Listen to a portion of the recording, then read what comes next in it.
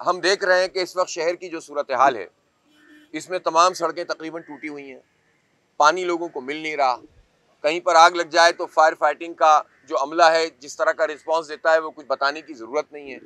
इसी तरह से कचरे के ढेर लगे हुए हैं, कोई सिस्टम मौजूद नहीं है और कुछ भी आप फराहम नहीं कर रहे। और एक ऐसा टैक्स जो आप अपनी नाअहली की वजह से, तो 2008 में लगा था, तो आप अपनी नाअहली को छुपाने के लिए बिजली के बिलों में टैक्स लगाकर लोगों से पैसे वसूल करना चाहते हैं, जो किसी सूरत भी काबिल कबूल नहीं है।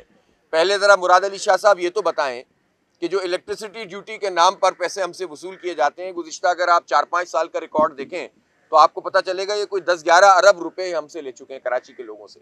ये इलेक्ट्रिसिटी ड्यूटी जो हमारी बिजली के बिल में लगकर आती है, ये है ही इसलिए कि कहते हैं कि जो बिजली की तरसील के लिए जो जगह इस्तेमाल हो रही है कराची की, तो उस जगह की कीमत हम वसूल कर रहे हैं बिजली की कंपनी से।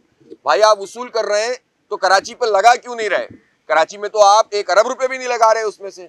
कराची से मोटर व्हीकल टैक्स वसूल किया जाता है और बहुत बड़ी अमाउंट के अंदर, लेकिन उसमें से एक पाई भी कराची के ऊपर सर्फ नहीं होती है। यहाँ के इंफ्रास्ट्रक्चर को ठीक नहीं किया जाता। बल्कि हम तो ये अब आवाम से एक मरतबा फिर ये बात करेंगे कि ये जो हम मोटर व्हीकल टैक्स अदा करते हैं, तो मोटर व्हीकल टैक्स के नतीजे में तो सड़कें ठीक होनी चाहिए ना। ये होता ही इसलिए कि सड़कें आप फराम करें, आप हमें सहूलत फराम करें।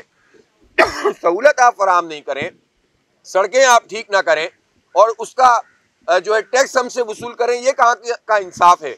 लिहाजा अब अवाम की अदालत में भी हम ये मुकदमा लेकर जा रहे हैं कि जो नाजायज़ किस्म के बिल हम पर लगते हैं, नाजायज़ किस्म के टैक्सेस लगते हैं और सहूलत नहीं मिलती, तो अब आवाम को किस तरह से बिहेव करना चाहिए?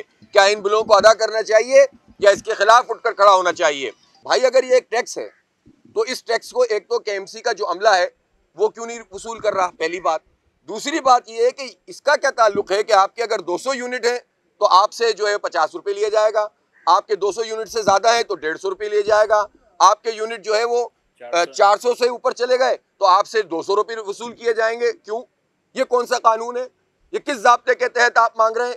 तो हमने अदालत में ये पॉइंट भी रखा है।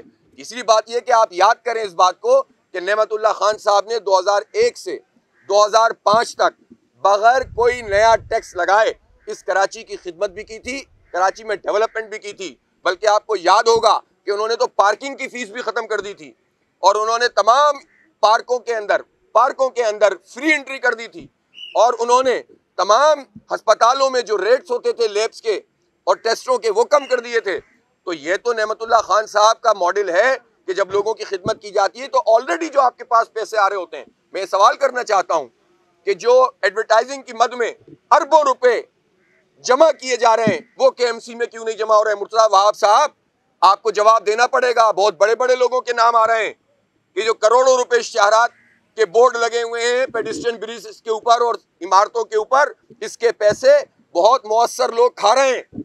हमारे पास क्यों नहीं आ रहे? पहले आप उसका तो जवाब दें। अभी बिल उठा के देखो 53 रुपए बनेगा आपका, सारे चार्जेस मिला लो तो 53 रुपए यूनिट पड़ा है, मेरा तो पड़ा है। NTDC से इनको सस्ती बिजली मिल रही है, नेशनल ग्रिड से 1000 मेगावाट। इसी तरह से पाकिस्तान में बिजली एक्सेस है, पाकिस्तान में बिजली ज्यादा है। मुआहदे जो हुए हैं पाकिस्तान में वो हैं जो जिसमें आपको पेमेंट करनी ही करनी है, चाहे आप कंज्यूम करें या ना करें, है ना। टेक और पे के नाम से ये मुआहदा होता है कि आपको बिजली लेनी है, पे करना ही करना है। अगर आप बिजली नहीं लेंगे फिर भी पेमेंट करनी है। तो जब बिजली एक्सेस है तो ये सारी बिजली का निज़ाम विफाकी हुकूमत कराची में NTDC से कर दे और के इलेक्ट्रिक को फारिग करे। ये क्यों मुसल्लत है हमारे ऊपर? ये जो हमें फरसुदा और बोसीदा किस्म के प्लांट चलाकर जो फ्यूल ज़्यादा कंज्यूम करके हमारे ऊपर चार्जेस लगाते हैं, ये क्यों लग रहा है? ये इसलिए लग रहा है कि नून लीग हो या PTI, पीपल्स पार्टी हो या MQM, सबके इलेक्ट्रिक माफिया से मिले हुए हैं। इनके कारोबारी फायदे को पहुंचाने के लिए कराची के आवाम को लूटा जाता है।